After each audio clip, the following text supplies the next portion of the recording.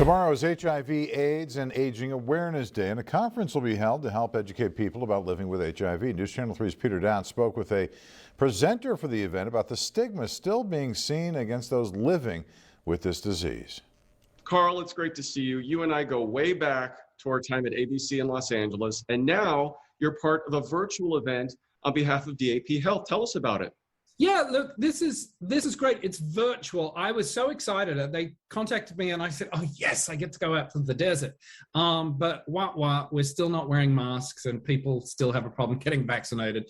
So it's virtual. And I'm going to just really be talking about HIV in the media, but it's HIV and aging, all these really important topics. What for me is great is that we're just talking about HIV. And it's not sort of doom and gloom talk. Certainly not my part of this. It's really just, I believe that anytime we can talk about HIV, we take a little sting out of the stigma tail, as I call it. So it's happening this weekend, and people can get more information at daphealth.org. But I'm going to be talking about HIV and the media, because apparently I might know something about it. Well, I was about to say, I know that you've been very vocal about the fact that you're HIV positive, and you want to end the stigma surrounding HIV. Tell us about that. Yeah, well, Peter, look, I'm a very firm believer in that, HIV doesn't have to kill you, but stigma absolutely will. And, it's been 40 years since the first sort of official reported cases through the CDC of what we now call HIV/AIDS were reported actually from out here in Los Angeles.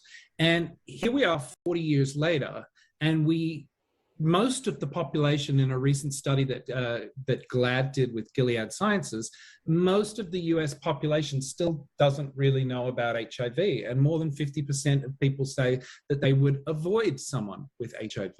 And this is in a day and age where we have science, undetectable equals untransmittable. Thus, if you're an HIV positive person and you take your medicine and you get the viral load to such a level in your body that it's undetectable, there is zero risk of transmission sexually. I cannot transmit the virus to a sexual partner if I'm undetectable.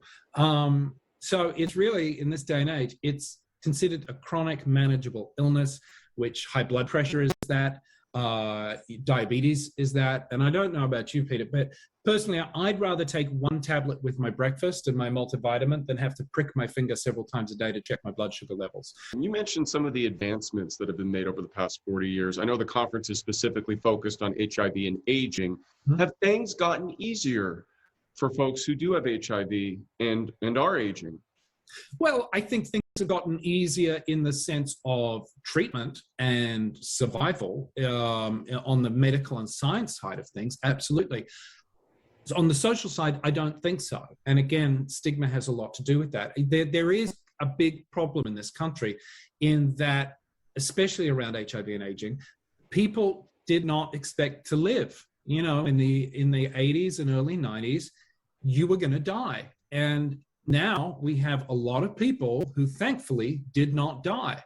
So the social services that are required for people who didn't expect to live, from financial to health, it's a big issue. And that, as you said, is something we're going to be talking about this weekend.